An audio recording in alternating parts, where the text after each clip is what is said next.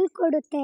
ಕೊಟ್ಟಿರೋ ಹಾಲಿಂದ ಪನ್ನೀರ್ ಅಂತೆ, ಕರ್ಡ್ ಅಂತೆ, ವೆರೈಟೀಸ್ ಆಫ್ ಸ್ವೀಟ್ಸ್ ಅಂತೆ ಏನೇನೋ ಮಾಡ್ಕೊಂಡು ತಿಂತೀವಿ. ಆಮೇಲೆ ಅದು ಹಾಕೋ ಸಗಣಿಯಿಂದ ಗೊಬ್ಬರ ಮಾಡ್ಕೊಂಡು ವ್ಯವಸಾಯಕ್ಕೆ ಯೂಸ್ ಮಾಡ್ತೀವಿ.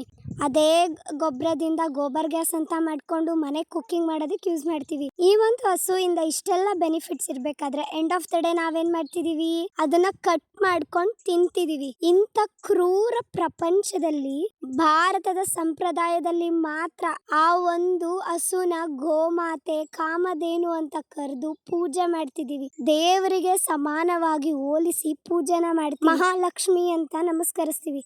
ಎಷ್ಟು ಚಂದ ಅಲ್ವಾ ನಮ್ಮ ಭಾರತದ ಸಂಪ್ರದಾಯ. ಈ ಒಂದು ಮನೆಯ ಮಹಾಲಕ್ಷ್ಮಿಗಳನ್ನ ಸ್ನಾನ ಮಾಡಿಸಿ ಅರಿಶಿನ ಕುಂಕುಮ ಇಟ್ಟು ಹೂವಿಂದ ಅಲಂಕಾರ ಮಾಡಿ ಪೂಜೆ ಮಾಡಿದ್ರೆ ಆಹಾ, ಆ ಮನಸ್ಸಿಗೆ ಆನಂದವೋ ಆನಂದ. ಹೂವಿಂದ ಅಲಂಕಾರ ಮಾಡಿದಾಗ ಈ ಮುದ್ದಾದ ಮಹಾಲಕ್ಷ್ಮಿಗಳು ಎಷ್ಟು ಚೆನ್ನಾಗಿ ಕಾಣಿಸ್ತಿರ್ತಾವಲ್ವಾ, ನೋಡಕ್ಕೆ ಒಂಥರ ಖುಷಿ. ಹಬ್ಬದ ದಿವಸ ಅವ್ರನ್ನ ಡೆಕೋರೇಷನ್ ಮಾಡೋದ್ ಒಂದ್ ಕಡೆ ಅಂದ್ರೆ ಅವ್ರ ಮನೇನ ಡೆಕೋರೇಷನ್ ಮಾಡೋದೇ ಇನ್ನೊಂದ್ ಕಡೆ. ಈ ಪುಟ್ಟ ಮಹಾಲಕ್ಷ್ಮಿ ನೋಡಿ ಎಷ್ಟು ಚಂದ ಕಾಣಿಸ್ತಿದೆ ಅಂತ, ಅದೇನೋ ಒಂದು ಆನಂದ. ಹಳ್ಳಿ ಕಡೆ ಸಂಕ್ರಾಂತಿ ಹಬ್ಬನ ಈ ಹಸುಗಳಿಗೆ ಅಂತಾನೇ ಮಾಡ್ತೀವಿ. ಈ ಮೂಕ ಪ್ರಾಣಿಗಳಿಗೆ ಹಬ್ಬನ ಮೀಸಲಾಗಿ ಇಟ್ಬಿಟ್ಟಿದೀವಿ. ಈ ಒಂದು ಸಂಪ್ರದಾಯನ ನಾವು ನಮ್ಮ ಭಾರತದಲ್ಲಿ ಮಾತ್ರ ನೋಡಕ್ಕೆ ಸಾಧ್ಯ.